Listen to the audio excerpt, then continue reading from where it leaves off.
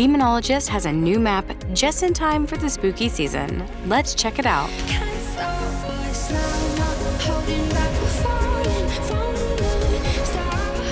Hello, ghost hunters! In true Demonologist fashion, a new map, The Funeral Home, has just dropped. And if you've enjoyed the original Demonologist maps more than the newer ones, then this one might just be perfect for you. This map has more of the traditional feel of all the maps that the game released with, and it certainly seems to have the scares cranked all the way up. So rather than to show you all the scares, let's talk about how to play this map. Most of those scares you'll find easily on your own anyway. Like normal, you'll need to find your ghost and then the evidence to help you determine what your ghost type is. Once this is complete, you'll want to be prepared. There's a high chance that if you've explored the map, you've likely found this TV with the timer on it. And if you're like me, you probably spent more than a little bit of time trying to get this TV to give you a specific scare. But this is actually a timer tied to the exorcism. Once you've chosen your ghost type, this timer will start counting down. From this point, you'll need to do a few confusing things in quick order. First, you'll need to find the gas can, of which there appears to be only one. So if you're lucky, you'll find it quickly because this next part is definitely harder. When selecting your ghost, the doors to the morgue open and reveal several bodies laying on gurneys. If you've read the exorcism description on the screen in the tent outside, then you likely know you'll also need your ectoglass and your UV light. This is where things become more difficult though. You're specifically looking for a body with 2 ectoplasms and 2 separate UV lines. And as if that wasn't enough, you'll also need to listen for the ghost giggle and determine if that ghost sounds more male or more female. Yes, I'm aware this part is confusing and not easy to pinpoint, but this giggle should help you eliminate about half of the bodies. On the end of each bed is an M or an F for either male or female. If you determine your ghost giggle is female, then you can skip all the male beds and just look at the ones marked with an F. And if that wasn't enough, this next part is very frustrating. The tent instructions read like you need to put the crucifix on the body and then light it on fire.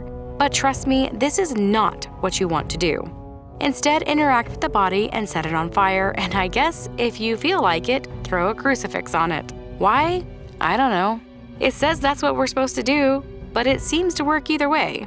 I'm guessing they'll patch this eventually and make it so you need to put a crucifix on the body, but as far as I can tell, it doesn't matter either way. So what happens if you do it wrong? Well, no amount of hiding is going to save you. If the time runs out or you burn the wrong body, the ghost will come for you. I'd say watch out for an update where this becomes more clear. Also, what's with this anticlimactic exorcism? The first successful exorcism we didn't even know we'd done it correctly. Okay, let's talk Easter eggs for a minute. You probably found this written on the wall next to a closed door, and if you're anything like me, you tried everything to get this thing to open. Beware spoilers from this point on. But the answer is obviously coffin. Seems like just saying that would do something, right? Well, it didn't. At least not for me or my teammate. Instead, entering text seemed to trigger the event and open the door to the storage room full of, appropriately, coffins. But hold up, there's a free crucifix just hanging out in here. This is probably important to note if they do manage to actually add the crucifix to the exorcism in the future. There's also an Easter egg in the chapel. When in this room, saying or entering the text Crowley, the name written on the coffin, will result in this hellish scene. I'm certain that I haven't caught all of these, so if you have your own Easter eggs to share, please leave them in the comments. So what do I think of this map? It's a return to how the game felt upon release, which is a welcome change. The high school was fine, but seemed to lack some of the scares that I felt were so common in the original houses.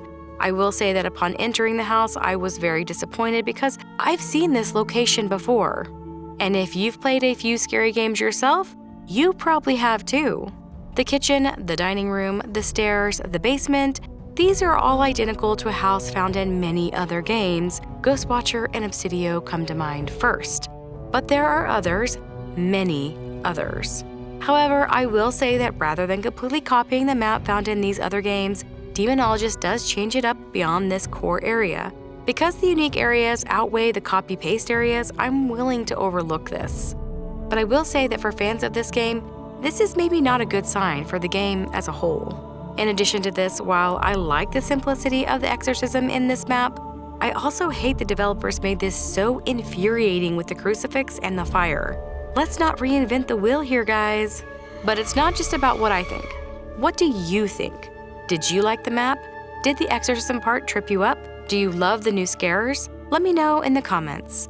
Thanks for watching. Don't forget to hit that like button and subscribe so you don't miss out on any future content. Happy hunting!